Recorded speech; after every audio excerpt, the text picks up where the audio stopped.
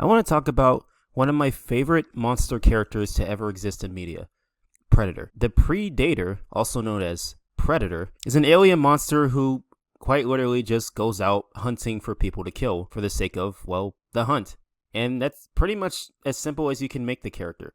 And quite honestly, I think that's probably the best thing they can do. To give it as much mystery and as little information about the character as possible gives us a means to be completely frightened of what this character is capable of. Or should I say more so an army of a species of these characters. Either way, with nearly every installment that's ever been conceived by Hollywood, pretty much seals the deal in terms of how dangerous this monster really is. Or at least that's what I thought.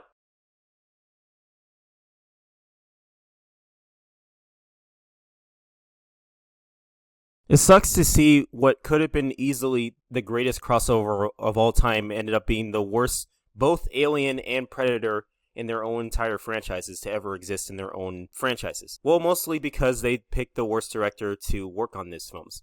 Yeah, that's right. The guy who basically ruined Mortal Kombat was decided to be the helm to direct these films, or at least one of them. And I will say, while it's not as bad as as Paul W. S. Anderson's other films, it definitely has a seal of approval in terms of how bad his directorial filmography is. The guy has made nothing but garbage throughout his entire career, and he's never gotten better since. All he does is just make schlock anyway. So, I guess you can say this is something that you shouldn't really take that seriously.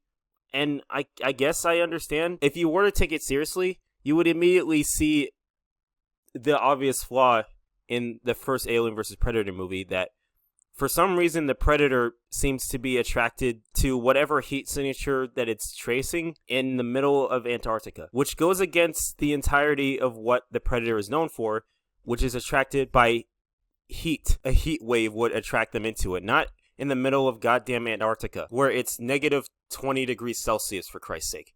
Like, are you serious? Who wrote this script? Oh yeah, it was Paul W. S. Anderson. Okay, yeah, that explains a lot. This idiot couldn't write a tuna can if he tried. Even though it has its moments, it's still pretty bad, but the second movie is probably even worse. On one hand, it did set up a pretty decent idea of having a xenomorph predator hybrid to be the main threat of the story, but the results of it were surprisingly underwhelming. I mean, it does what you expect of what a xenomorph would do, just go out and kill, bleed acid whenever it bleeds, or just find a bunch of pregnant women and use its seeds in order to enhance their pregnancies to further make more hybrid predator alien creatures. It's not entirely void of substance 100% of the time, but it has to endure through a lot of unlikable and unmemorable characters. So it all becomes pretty boring after a while, and it just never really hits the way it should. These two are forgotten films for a reason. You one